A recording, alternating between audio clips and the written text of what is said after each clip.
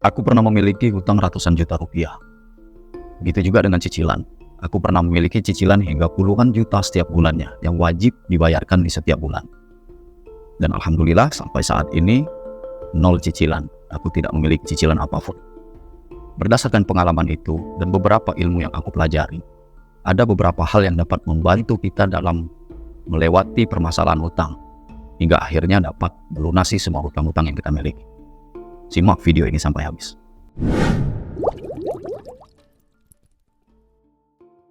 Halo sahabat seputar rezeki, Assalamualaikum warahmatullahi wabarakatuh. Semoga kita senantiasa diberikan kesehatan dan rezeki yang baik. Dan bagi kita yang masih memiliki hutang, semoga diberikan ketenangan jiwa, ketenangan batin, hingga akhirnya mendapat pertolongan dari Allah untuk melunasi semua hutang-hutang kita. Amin ya rabbal alamin. Hutang itu kan ada 3 teman-teman. Yang pertama hutang produktif. Hutang yang biasanya untuk membantu kita dalam membangun usaha, meningkatkan omset. Dan kedua, hutang konsumtif. Hutang untuk memenuhi kebutuhan ataupun keinginan hidup kita. Dan yang ketiga, hutang disebabkan oleh musibah. Baik itu kecelakaan, penyakit yang biayanya cukup mahal, atau hutang karena kita ditipu seseorang. Nah, berdasarkan golongan hutang itu tadi, hutang itu sebenarnya tidak semuanya itu negatif. Karena bagi sebagian orang, hutang itu membantu untuk meningkatkan kekayaan, bahkan mempercepat kekayaan. Tetapi ketika hutang itu tidak terkendali, maka itulah yang menyebabkan hidup kita berantakan. Karena ketika kita memiliki hutang yang tidak terkendali, maka pikiran kita akan terganggu. Dan pastinya itu cenderung negatif. Dan tentu itu membuat fokus kita berubah. Yang awalnya niat kita berhutang untuk membangun usaha, kita tidak lagi fokus pada usaha kita. Justru kita fokus kepada harta. Yang awalnya kita berhutang untuk memenuhi keinginan kita agar hidup kita bahagia, misalnya untuk membeli sebuah mobil, merenovasi rumah, yang harusnya kita bahagia dengan yang kita miliki, dengan mobil yang kita miliki, dengan rumah yang lebih baik yang kita miliki, kita tidak lagi fokus pada kebahagiaan itu. Tapi justru kita fokus kepada hutang yang tidak terkendali itu. Dan akhirnya kita menjadi overthinking. Kita merasakan cemas, khawatir, ketakutan secara terus-menerus. Dan tentunya semua hal ini dapat melumpuhkan aktivitas dan kreativitas kita. Nah, ketika aktivitas dan kreativitas kita menurun, maka rezeki kita pun akan menurun. Rezeki kita akan semakin sulit. Dan inilah yang memperburuk kehidupan kita. Inilah yang menjadi fase keterpurukan dari kehidupan kita. Dan parahnya lagi, ketika kita memasuki fase keterpurukan, kita rentan akan depresi, stres, kesehatan mental kita akan terganggu. Dan ini dapat menyebabkan berbagai macam penyakit pada fisik kita.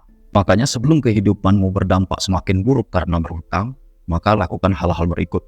Semoga ini dapat membantu. Yang pertama, kita harus menerima, kita harus ridho, dan kita tentunya harus ikhlas atas apapun yang menjadi bagian dalam perjalanan hidup kita. Termasuk dampak dari hutang-hutang yang kita miliki.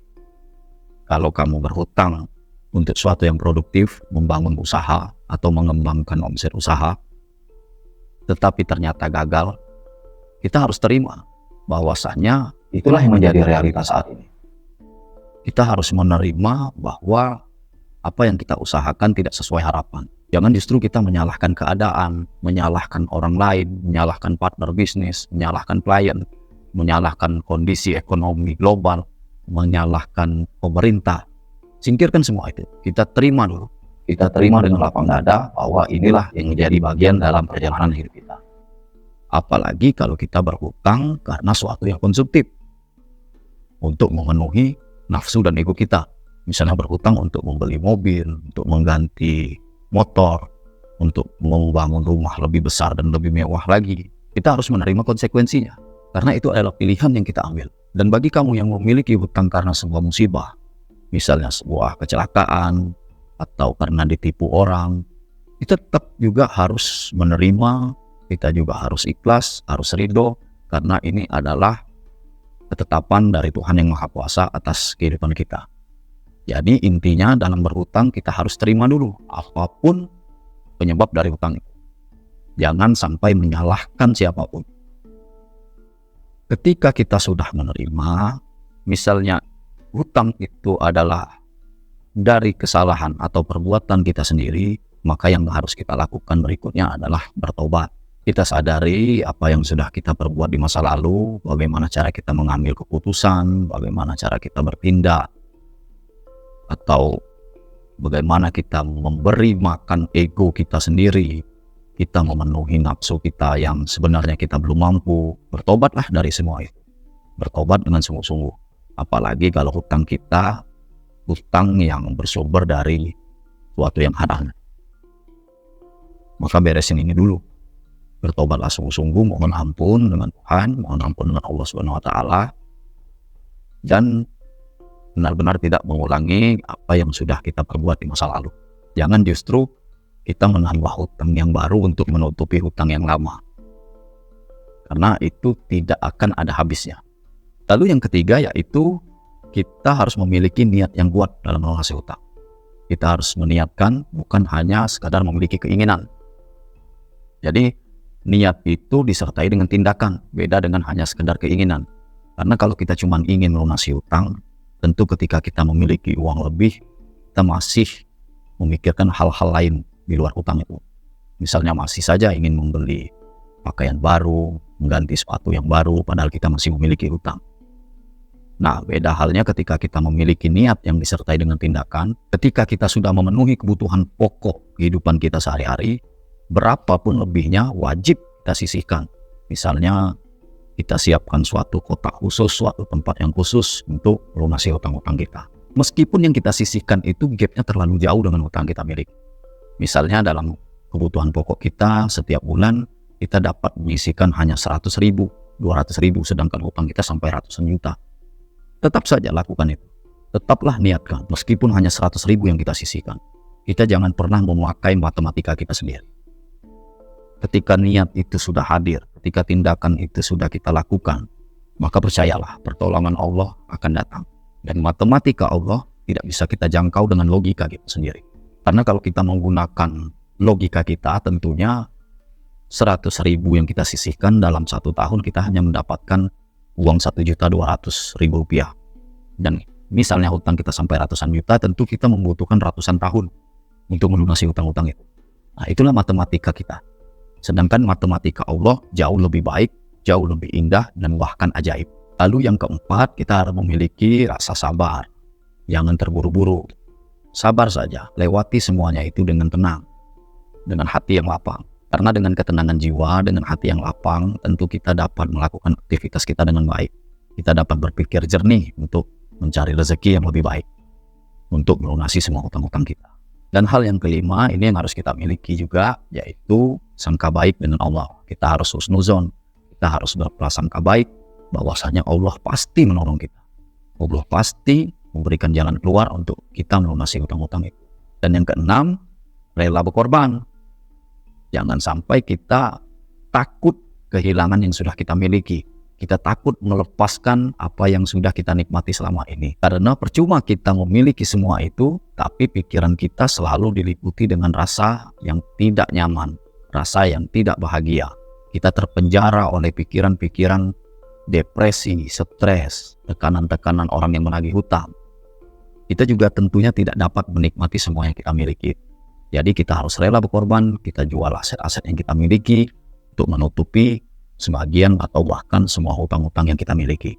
Lalu langkah berikutnya, yang ketujuh, yaitu kita harus menjaga perasaan tempat kita berhutang. Misalnya kita berhutang di suatu perbankan, maka kita harus tetap menjaga etika kita dengan baik. Jangan sampai kita mematikan telepon ketika kita ditagih hutang. Jangan pernah menghindar. Hadapi dengan tenang, jawab dengan apa adanya. Pokoknya intinya hadapilah dengan elegan. Dan yakinkan bahwasanya kita benar-benar berniat dan ingin melunasi hutang itu secepatnya. Apalagi kalau hutang kita di perorangan. Ini justru lebih harus kita jaga. Jangan sampai kita memiliki hutang tapi kita posting jalan-jalan. Kita posting makan makanan enak di suatu tempat yang mewah. Apalagi kita memposting barang-barang baru di media sosial yang dilihat oleh orang-orang yang tempat kita berhutang. Itu tentu akan mempengaruhi perjalanan kita melewati hutang-hutang yang kita miliki. Itu akan menjadi semakin berat. Keajaiban itu sulit datang dalam kehidupan kita. Pintu-pintu keajaiban dalam melunasi hutang itu mungkin akan tertutup kalau kita tidak menjaga perasaan orang yang menghutangi kita. Jadi ini penting, ini adalah etika. Bagaimanapun kita harus tetap menjaga perasaan mereka. Kalau ditagih hutang, tentu respon kita harus baik. Jangan sampai kita yang memiliki hutang justru lebih keras daripada yang menagih hutang, karena itu akan mempersulit kita sendiri. Lalu yang berikutnya, yaitu yang ke-8, ikhtiar. Nah, kita harus menambah ikhtiar kita. Kita harus lebih giat lagi dalam mencari rezeki. Kita harus lebih banyak belajar dalam hal-hal yang baru, agar kita mendapatkan peluang-peluang yang baru, dapat meningkatkan rezeki kita untuk melunasi hutang-hutang yang kita miliki. Karena biasanya ketika memiliki hutang yang sudah sulit untuk dibayar, maka ada sebagian orang yang memilih tidak keluar rumah, malah takut bertemu orang-orang di luar. Justru ini harus kita lawan.